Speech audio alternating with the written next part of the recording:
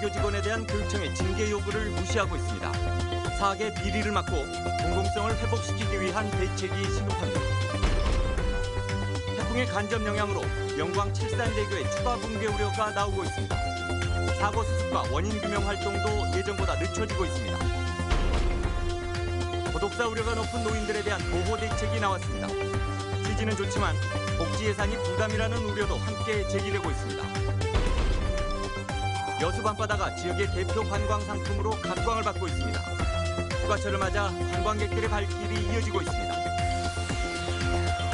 여러분 안녕하십니까? 일요일 밤 광주 전남권 뉴스데스크입니다. 네, 광주 지역 사학법인들이 비리 교직원에 대한 교육청의 징계 요구를 계속 무시하고 있습니다. 인사와 징계권이 모두 사학에 맡겨져 있기 때문인데요. 이들에 대한 공적인 통제를 위해서는 사학법의 개정이 시급합니다. 한신구 기자의 보도입니다. 지난 4년 동안 각종 비리나 부패 등으로 광주교육청이 사학법인에 교직원의 징계를 요구한 경우는 모두 48건입니다.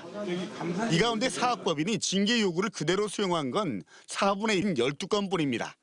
나머지 4분의 3은 이런저런 이유로 감경을 해주거나 징계를 하지 않았습니다. 교육청은 징계 요구만 할 수 있을 뿐 인사권이나 징계권이 오로지 사학 자체에 맡겨져 있기 때문입니다. 자기들이 휘두를 수 있는 요술방망입니다. 내부 고발자라든지 이런 사람들은 별 큰 것이 아니어도 바로 배제 징계를 내리고요. 교장이 비리를 저질렀어도 솜방망이 처벌을 하고. 홍보학원의 경우처럼 설립자가 비리로 구속되고 학생 모집 등 학사 일정에 차질을 빚더라도 공립화 등 체제 개편도 현재로선 불가능합니다. 교명 변경 등 설립 목적의 변경이나 학과 신설 변경 폐지 같은 체제 개편은 임시사 체제에서는 불가능하다는 것이 교육부의 입장입니다. 그렇지만 이렇게 사학의 자율성을 존중한다는 취지가 비리 재발이라는 악순환을 불러오고 있습니다. 더욱이 비리를 저질러 쫓겨나더라도 일정한 시간이 지나면 되돌아올 수 있는 데다가 가족이나 측근들이 자리를 대신해서 배후 조정이 가능한 것도 맹점으로 꼽힙니다.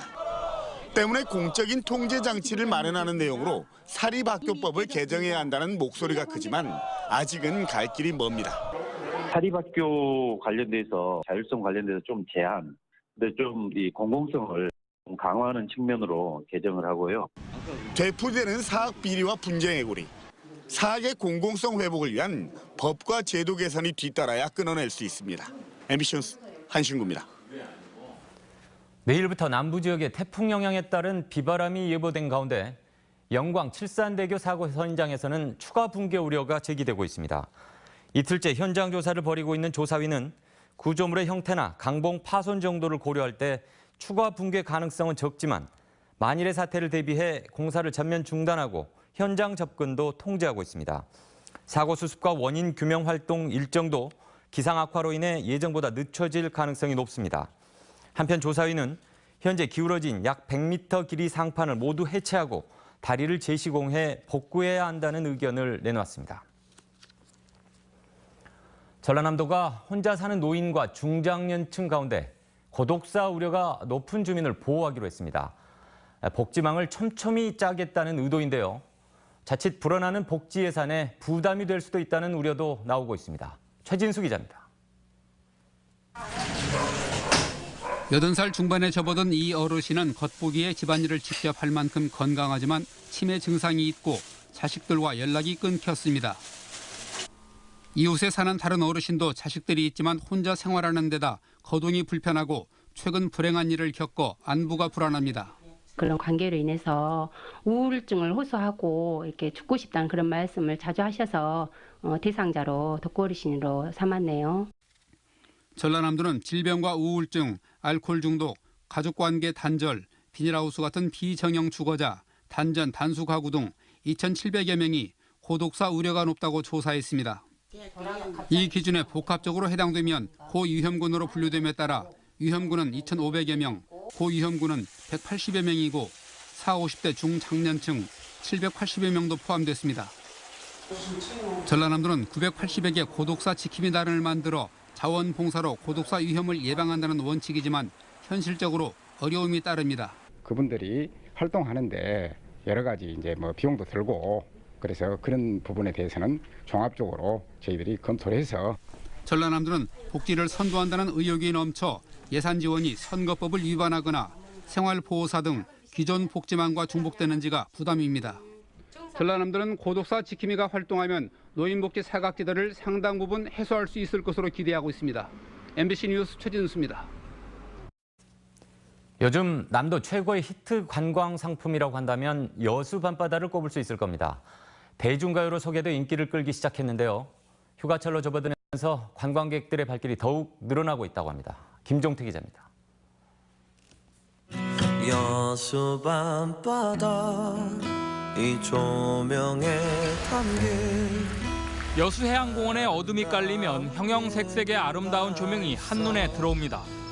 바다에 비치는 은은한 조명이 도심 야경과 어울려 운치를 더합니다. 바다를 가로지르는 케이블카와 여수의 명물 돌산대교도 아름다운 빛의 향연에 동참했습니다. 시원한 바닷바람을 맞으며 유람선을 타고 돌아보는 밤바다는 또 다른 볼거리입니다. 불빛들 야경도 예쁘고 여기 자전거도 또 있어서 여름에 시원하게 자전거도 타고 여기 또 포차도 있어서 되게 먹고 놀기에 좋은 것 같아요.